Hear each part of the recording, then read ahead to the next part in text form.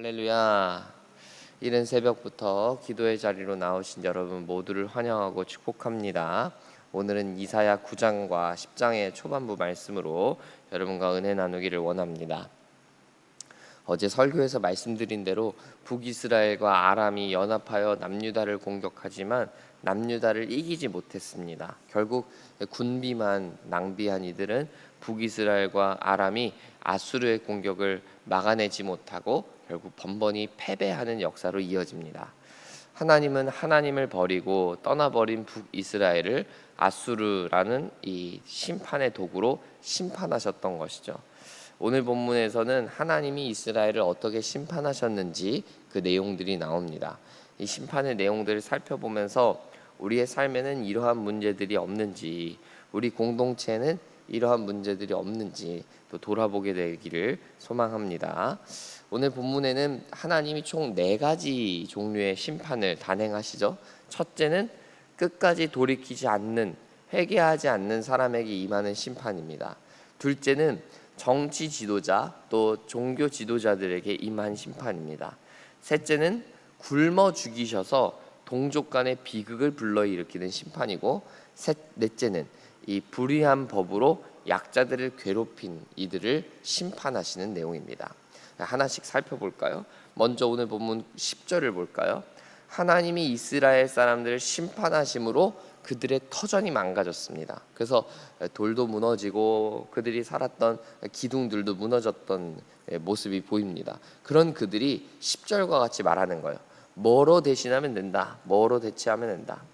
여러분, 이들이 지금 잡초와 같이 얼마나 질긴 집념을 가졌는가가 오늘 본문에 나오는 거예요. 하나님이 심판하셔서 망가졌으면 하나님 잘못했습니다 하고 엎드리면서 나와야 되는데, 이들은 끝까지 돌이킬 마음이 없습니다. 하나님이 나 심판해? 그럼 나는 이렇게 할 건데, 나 저렇게 할 건데 하면서 하나님 앞에 아주 교만한 모습을 보이고 있는 거예요. 결국 그런 그들을 하나님은 그저 내버려 두지 않으시고 더 큰 전쟁으로, 더 큰 외세의 침략으로 이끌어 가십니다. 12절 후반부는 이렇게 말하죠. 여호와의 진노가 돌아서지 않으며 그의 손이 여전히 펴져 있으리라. 하나님의 심판이 절대로 끝날 수가 없는 그들의 태도를 강조하고 있는 거죠. 사랑하는 여러분, 교만한 자에게는 약이 없어요. 하나님 앞에 완악한 마음을 품고 돌이킬 마음이 없는 사람에게는 답이 없습니다. 자신이 무슨 잘못을 했는지, 어떤 잘못을 범했는지 알지 못하는데, 또 용서를 구할 마음도 전혀 없는데 어떻게 그런 사람을 용서할 수가 있으며 그런 사람에게 자신의 모습을 가르쳐 줄 수 있겠습니까? 전혀 그럴 수가 없는 거죠. 그런 이들, 교만한 이들을 하나님은 그냥 내버려 두지 않으십니다. 더 큰 심판으로, 더 큰 침략으로 이끌어 가십니다. 그러므로 우리가 오늘 말씀을 통해서 우리의 모습이 교만한 모습이 있는 것은 아닌지 깨닫고 돌이키며 겸손한 모습으로 나아가기를 원합니다. 성령님이 우리 가운데 임하시면 우리의 죄악들이 드러나게 돼 있어요. 우리의 더러움이, 우리의 악함이 드러나게 돼 있어요. 그때마다 우리가 숨기고 감추고 교만한 태도를 취할 것이 아니라 회개하고 돌이켜야 되겠습니다. 하나님 앞에 드러난 나의 모습을 인정하고 회개해야 한다는 것입니다. 그렇지 않으면 하나님의 심판은 더 크게 우리에게 임하게 될 것이기 때문입니다. 둘째로 14절과 15절을 보시면 하나님은 이스라엘을 심판하실 때 머리와 꼬리를 심판하신다 말씀합니다. 그리고 그 머리와 꼬리는 누구를 상징하는 거예요? 바로 정치 지도자들, 종교 지도자들을 상징합니다. 이 당시 고대 근동 사람들은 상당히 종교심이 강한 사람들이었어요. 그래서 종교 지도자들은 매우 막강한 파워를 가지고 있었습니다. 더 정확히 말하면 이 종교 지도자들과 정치 지도자들은 거의 한 몸에 가까울 정도로 서로 악어와 악어새처럼 상생하는 관계였죠. 그런 그들을 하나님이 심판하시라 말씀하십니다. 그렇다면 왜 이들을 하나님이 심판하실까요? 16절에 그 이유가 나오죠. 내 백성을 바른 길로 인도해야 될 너희들이 내 백성을 도리어 미혹하고 있다. 그게 바로 심판의 이유입니다. 지도자들이라면 마땅히 백성들을 바른 길로 인도해야 할 의무를 가진 사람들인데, 이들은 도리어 백성들의 길을 나쁜 길로 인도했다는 것입니다. 지도자의 무게감, 책임감이 얼마나 중요한지를 여기서 느끼게 되죠. 지도자가 된다는 것은 이제는 결코 개인의 삶만 살아낼 수 있는 게 아니라 공적인 삶을 살아내야 된다라는 것을 보여주는 거예요. 세상은 더 이상 지도자들의 삶을 개인의 삶으로 이해하지 않고 그 공동체 삶으로 이해하기 때문이죠. 제가 목회자가 되고 특별히 담임 목사로 살아가는 삶에 있어서 어려운 부분 중에 하나가 바로 이런 부분 같아요. 저는 너무나 부족하고 연약한 사람인데 더 이상 숨을 데가 없다는 것이죠. 마치 유리상자 안에 들어온 것처럼 저에게 주어져 있는 책임과 저의 위치가 제가 생각하는 것보다 더 중요하고 더 높다는 거예요. 내가 이걸 정말 과연 감당할 수 있는 사람인가? 내가 이걸 감당할 만큼 자격이 되나 생각할 때가 저는 한두 번이 아니에요. 그리고 더 중요한 건 무엇이죠? 저의 실수가, 저의 잘못이 결국 우리 교회와 성도님들께 피해를 준다는 거예요. 저의 실수는 더 이상 이제 백현선 개인의 실수가 아니라 세상에 비춰질 때는 교회의 실수로 비춰진다는 것. 그게 저에게는 참 부담이 되고 더 큰 책임으로 느껴지지 않을 수가 없는 겁니다. 그래서 모든 행동에 더 조심해야 되고 다른 이들의 시선을 더 신경 쓰지 않을 수가 없게 되더라고요. 그러나 그렇다고 해서 제가 나는 이 책임은 싫어요. 저의 삶의 지도자의 역할 강요하지 마세요. 일과 이후의 시간은 저 개인의 그냥 삶일 뿐입니다. 이렇게 얘기해서 되겠습니까? 너무나 무책임한 태도잖아요. 하나님이 제게 지도자의 자리, 리더의 역할을 맡겨주셨으면 그 역할을 감당하고자 최선을 다하고 때로는 그게 무겁더라도 감당하고자 하는 용기가 리더다운 삶이라고 생각합니다. 그래서 담임 목사로서 저는 말 하나하나 더 신중하게, 행동 하나하나 더 무겁게 하려고 노력합니다. 왜냐하면 저의 말 한마디 한마디가 성도님들께, 우리 교회 전체에 큰 영향을 준다는 것을 알기 때문이죠. 지금도 저는 여전히 너무 부족한 부분이 많지만 앞으로 더 나은 모습으로 여러분을 섬기고자 노력하고 싶어요. 여하튼 지도자는 그래야 된다 생각합니다. 제가 대단하다는 이야기를 하는 게 절대 아니고, 지도자는 마땅히 그런 태도를 가지고 나의 걸음이 공동체 전체에 어떤 영향을 끼치는가를 생각할 수 있어야 된다는 거예요. 그러나 오늘 본문 속 지도자들은 그렇지 못했다는 거예요. 이들은 당당하게 악을 행했고요, 당당하게 불경건한 삶을 살았어요. 결국 그런 지도자를 보고 살아가는 백성들이 어떤 삶을 살겠습니까? 지도자도 그 길을 가는데, 지도자도 저렇게 악한 길을 가는데 어떻게 백성들이 선한 길을 갈 수 있겠어요? 덩달아 당연히 악한 길을 가게 되는 거예요. 죄인들의 길에 서면서 어떠한 가책도 느끼지 못하면서 양심에 화이 맞은 채 살아가는 백성의 삶이 이루어지는 거죠. 사랑하는 여러분, 제가 지난번에도 말씀드렸죠? 성경에서 말하는 이 시대의 지도자는 누구입니까? 바로 교회이고 성도들입니다. 이 사실을 기억하면서 우리 모두가 우리의 언행을, 우리의 삶을 신중하게, 더 무겁게, 더 책임감 있게 살피게 되기를 소원합니다. 저와 여러분의 작은 행동들이, 우리의 언행들이 온 세상에 큰 영향을 끼칠 것입니다. 우리가 주님 앞에 서게 될 때 바른 지도자의 삶을 살아왔다고, 바른 리더의 모습을 살아왔다고 칭찬받게 되기를 간절히 소원해 봅니다.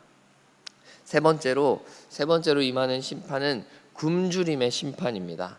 20절을 보면 오른쪽으로 움켜도 줄이고 왼쪽으로 움켜도 줄인다고 했어요. 여러분, 진짜 무서운 굶주림이란 무엇입니까? 제가 볼 때는 먹어도 배가 고픈 거예요. 오늘 본문은 어느 지경이 이릅니까? 먹어도 배고파가지고 내 팔을 뜯어먹을 정도로, 내 동료들을 뜯어먹을 정도로 배고팠다는 것입니다. 먹어도 배가 고프면 답이 없어요, 여러분. 우리가 가진 자원과 재화는 유한하기 때문이에요. 결국 그렇게 굶주린 이들은 이웃을, 동족을 잡아먹게 되는 아주 끔찍한 일을 벌이게 됩니다. 사람이 사람을 죽여서 잡아먹는 아주 야만적이고 본능만 남아있는 짐승과 같은 삶이 되는 거예요. 우리는 여기서 생각해 볼 수 있습니다. 사람이 정말 굶주린다는 것은 단순히 먹을 것이 없어서 굶주리는 게 아니라는 것을요. 이리 봐도 배고프고 저리 봐도 배고픈 현실이 진짜 굶주린 거예요. 그런데 저는 이러한 삶이 이미 오늘날 사회 가운데도 존재한다고 생각합니다. 우리가 사는 세상은 탐욕의 세상이고 욕심이 지배하는 세상입니다.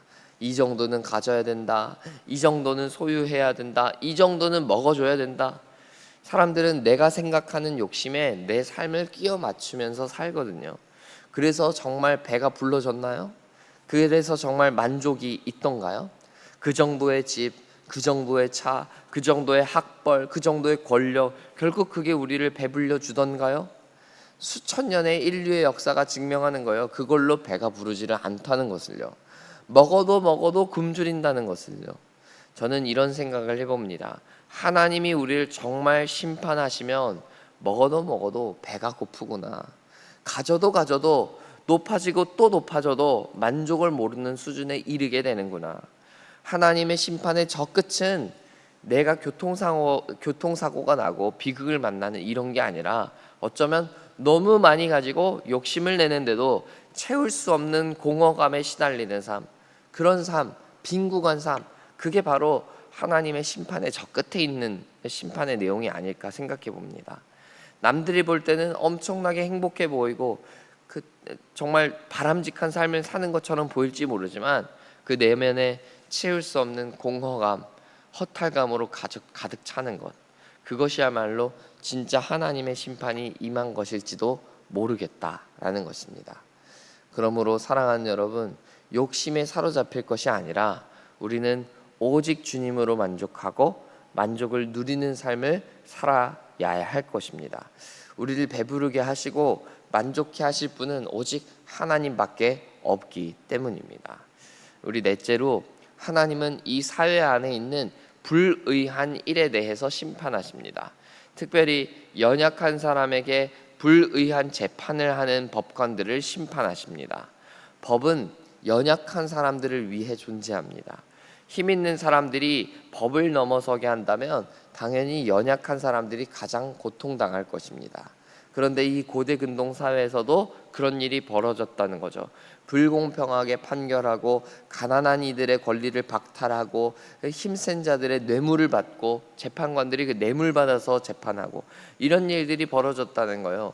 하나님은 그런 이들을 그저 내버려 두지 않으실 것입니다. 이사야를 비롯한 여러 예언서들이 공통적으로 강조하는 것은 바로 이러한 윤리적인 죄악들입니다. 연약한 자들을 고통스럽게 만드는 것, 그들의 소유와 그들의 권리를 박탈하는 것, 하나님은 그런 일들을 가장 미워하시고 혐오하시기 때문입니다. 그래서 예언자들은 그렇게 약자들의 눈물을 기억하고 예언했던 것입니다. 이러한 약자들의 울부짖음은 오늘날에도 일어나고 있는지 모릅니다. 법정의 재판관들이 법에 의거하여서 정의롭게 판단하기보다 정치적인 판단에 근거하여 판단하고 정치적인 당략에 따라 결정한다든지 개인이나 기업 또는 단체들의 소유권을 박탈하는 방향으로 재판을 한다든지 돈을 더 많이 쓰는 쪽이, 목소리가 더 큰 쪽이 승리하는 재판은 결코 정의롭지 못한데 어쩌면 오늘날에도 그런 일들이 벌어지고 있는 것은 아닌가 생각해 보는 것이죠. 이렇게 큰 담론을 얘기하기보다 우리 교회의 삶을 돌아볼까요? 우리 교회 안에는 이런 재판이 없습니까?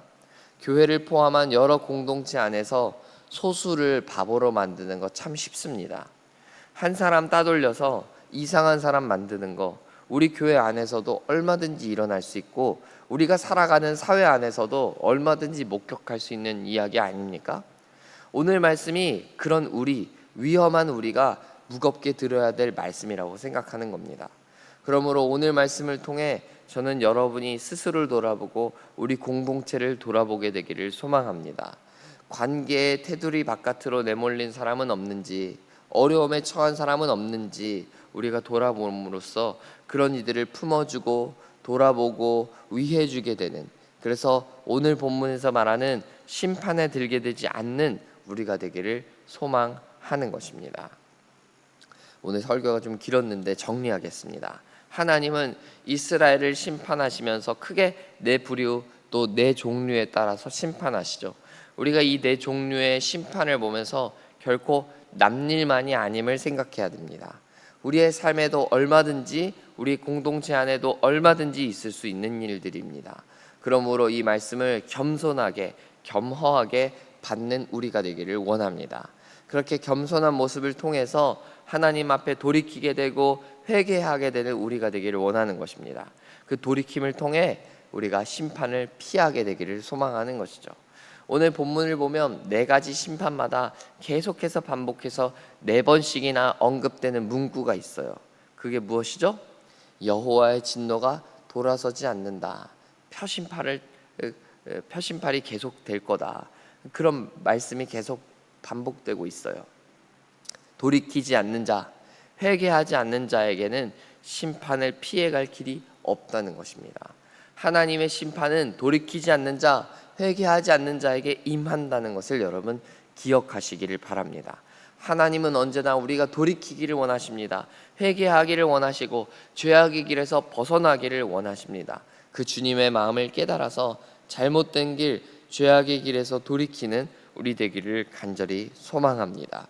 이 아침에 우리가 오늘 말씀을 통하여서 하나님, 내가 돌이키기를 원합니다. 내가 회개하기를 원합니다. 더욱더 기도하게 되는 우리가 되기를 원하고, 또 성령께서 우리 가운데 임하셔서 그렇게 실제로 회개의 역사가 우리의 삶 가운데 나타나는 놀라운 일들이 우리의 삶에 이루어지기를 간절히 소망합니다. 함께 기도하겠습니다. 하나님 아버지, 하나님 앞에 서면 우리의 죄악들이 드러납니다. 우리의 더러움, 우리의 연약함, 우리의 볼품없음, 하나님, 그런 정말 부족한 모습들이 드러나게 되는데, 하나님, 그때마다 우리가 그 죄악들을 숨기고 또 포장하고 그런 것이 아니라 우리의 죄악들을 그저 주님 앞에 그대로 내려놓고 주님 앞에 그저 가지고 가서 회개하고 돌이키게 되는 우리가 되기를 소원합니다. 주님, 우리의 마음과 생각을 붙들어 주셔서 그렇게 우리의 마음이 하나님 보시기에 합당한 모습으로 나아갈 수 있도록 하나님 도와주옵소서. 그래서 회개하지 않는 모습으로 말미암아 끝까지 심판당하는 인생이 아니라 돌이켜서 심판을 피하고 구원을 얻게 되는 백성들로 우리가 살아갈 수 있도록 도와주옵소서. 오늘 말씀 가운데 보게 되는 네 가지 종류와 부류의 심판의 내용들을 보게 되는데, 하나님, 이 모습들이 우리의 삶 가운데에도 여전히 남아있고 우리의 삶의 모습 속에도 남아있다면 하나님, 그것을 깨닫고 돌이키게 하여 주시고 회개하게 되는 우리가 될 수 있도록 도와주옵소서. 예수님의 이름으로 기도합니다. 아멘.